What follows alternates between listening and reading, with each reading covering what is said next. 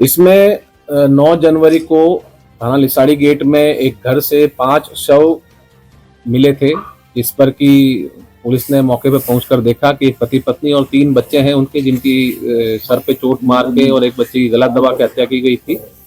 इसमें मुकदमा दर्ज किया गया था। 3 नामजद अभियुक्त थे और उसमें अलावा विवेचना के दौरान एक और अभियुक्त प्रकाश में आया। 2 अभियुक्तों पर 50,000 के इनाम किए गए थे। इसमें इलेक्ट्रॉनिक सर्विलेंस के साथ ही जो सीडीआर एनालिसिस है और सीसीटीवी कैमरा है और जो इनके पारिवारिक जन हैं उनसे पूछताछ के आधार पर जो बातें सामने आई उसमें नाम में वृद्धि की गई थी।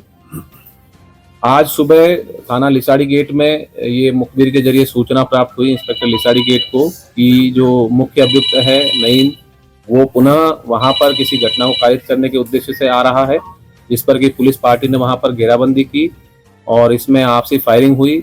पुलिस पर फायरिंग की गई जिसमें कि इंस्पेक्टर लिसाड़ी गेट के जैकेट में गोली भी लगी है और इसमें जवाबी कार्रवाई में अभियुक्त को गोली लगी नईम को, जिससे कि उसकी अस्पताल ले गए और वहां पर उसकी मौत हो गई। इसके ऊपर 50,000 रुपए का पुरस्कार घोषित था और पूर्व में इसके ऊपर 2 हत्याओं के मुकदमे अभी तक संज्ञान में आए हैं और कुछ अन्य मुकदमे भी चोरी इत्यादि के सामने आए हैं। इसके और आपराधिक इतिहास की जानकारी की जा रही है। अभी तक की जानकारी में ये पता चला है कि ये पहले के मुकदमों में वांछित चल रहा है और कभी जेल नहीं गया। ये कई शहरों में, अलग अलग शहरों में रहा है। दिल्ली में रहा, कुर्ला में रहा, बॉम्बे में, मुंब्रा में रहा, मालेगांव में रहा और रुड़की में रहा है और जहां भी ये जाता है अपना नाम और भेष बदल लेता है। और इसी क्रम में जो पूछताछ जो शाम को घटना हुई उसमें जो दूसरा अभियुक्त था वो थाना लोहिया नगर में पुलिस मुठभेड़ में गिरफ्तार किया है और वो भी पुलिस की गोली लगने से घायल हुए हैं। उसके ऊपर भी 50,000 रुपए का पुरस्कार था। उसका नाम सलमान था, उम्र करीब 24-25 साल है। ये दोनों पिछले 15 साल से साथ में थे और सलमान जो है नईम का दत्तक पुत्र बताया गया है परिवारजनों द्वारा। इसमें जो पूछताछ की गई घायल अभियुक्त से, पूछताछ के दौरान उन्होंने स्पष्ट किया कि नईम के द्वारा अपने भाई मोइन को, जो कि मृतक था, उसे 5 से 6 लाख रुपए कुछ वर्ष पूर्व उधार दिए गए थे। कोविड के बाद में जो अभियुक्त नईम है उसका वित्तीय काफी हानि हो गई थी, जिसके चलते वो पैसे की जरूरत में था। पिछले कई दिनों से वो पैसे मांग रहा था और मोइन के द्वारा पैसे उसे नहीं दिए जा रहे थे। कुछ समय पूर्व नईम जब मालेगांव में था, उसकी जानकारी में आया कि मोइन ने रुड़की से खुद को शिफ्ट कर लिया है मेरठ में और यहाँ पर एक मकान भी बनाया गया है और एक प्लॉट भी खरीदा जा रहा है। इस बात से उसको काफी गुस्सा आया कि उसके उधार के पैसे न देकर मोइन अपना घर बना रहा है। इसने अपने साथी के साथ मिलकर ये योजना बनाई और योजनाबद्ध रूप से ये यहाँ पर आए करीब 15-20 दिन पहले और तस्लीम जो कि इनका भाई है उसके यहाँ रुके और वहाँ पे इन्होंने योजना बनाई कि इसमें मोइन को रास्ते से हटा दिया जाए और पूरा परिवार खत्म करके जो संपत्ति है वो इनकी हड़प ली जाए। इसी क्रम में इसने मोइन से अच्छे संबंध बनाए और उनके यहाँ पर आना जाना शुरू किया।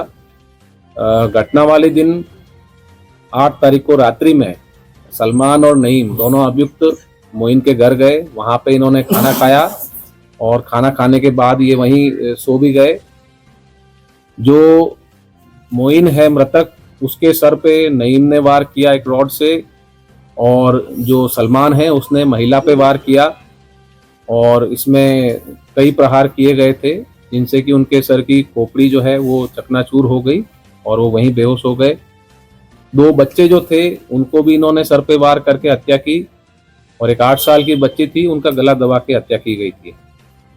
इसके बाद इन्होंने शव को शत विक्षिप्त करने के इरादे से बेड खोलकर बेड में 4 शव छुपा दिए और एक शव को चादर में लपेट के रख दिया और ये सुबह होने का इंतजार किए कि यदि उनमें से कोई जीवित बचा या कोई जीवन की संभावना नजर आई तो उस पर दोबारा से प्रहार किया जाए।